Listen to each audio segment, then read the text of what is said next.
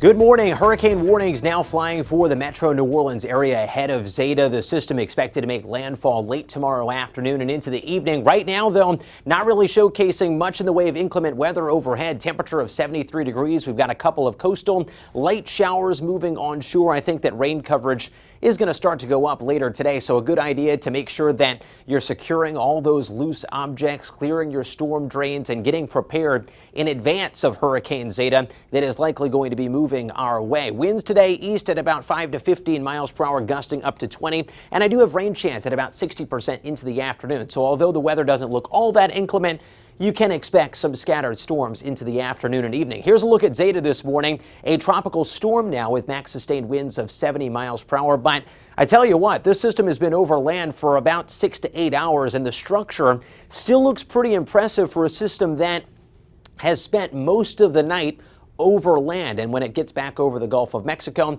intensification does appear likely. So right now moving northwest at 14, max sustained winds at 70, and it is expected to intensify back to a Category 1 hurricane. Some of our higher res forecast models, the global models and the hurricane models, actually indicate that this system could get a little bit stronger than that. So we always indicate preparing for a category above what is forecast. So at this point, expected to make landfall as a Category 1 hurricane with max winds between 75 to 85 miles per hour. The track has shifted a little bit back towards the west. Notice this is landfall right at about 6:30 in the afternoon and early evening hours on Wednesday, with conditions going downhill after the noon hour tomorrow. So have all those preparations finished in earnest today ahead of the impacts that are going to go up by tomorrow. The track takes this right through southeast Louisiana and then towards South Mississippi. And with this forecast track, that would bring some of the most significant wind impacts to the metro New Orleans area that we have seen in quite a long time. So in the metro area,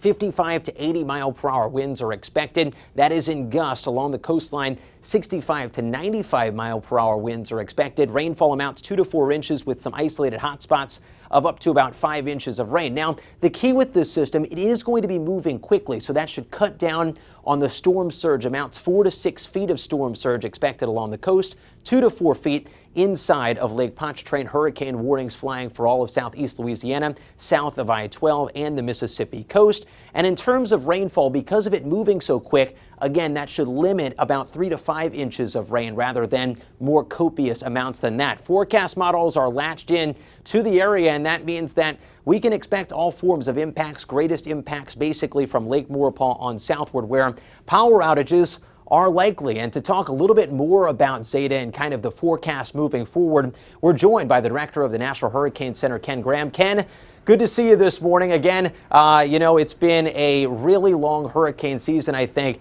You and I, all meteorologists, all residents, we have what I like to call hurricane fatigue, right? I mean, this is the 7th time that we have been in the cone of uncertainty and potentially the 5th storm to make landfall in Louisiana in a season. What's something that stands out to you with this system that is maybe different than the other ones that we've dealt with this year?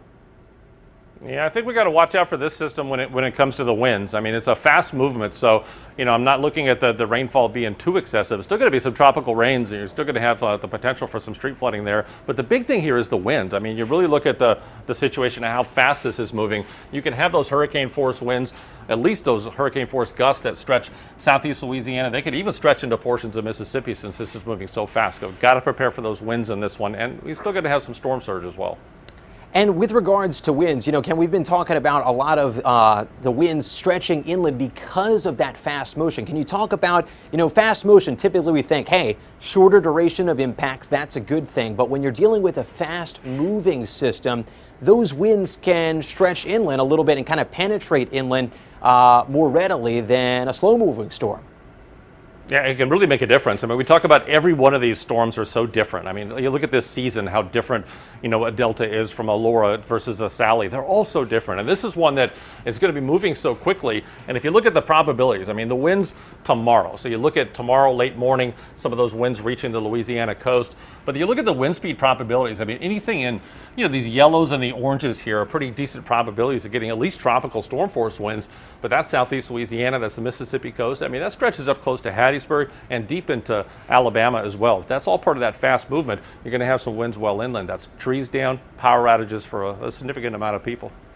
Ken, thank you so much as always, encouraging everyone to get prepared today while the weather is still not all that inclement. We're going to check back in with you coming up throughout the morning. Stay with us.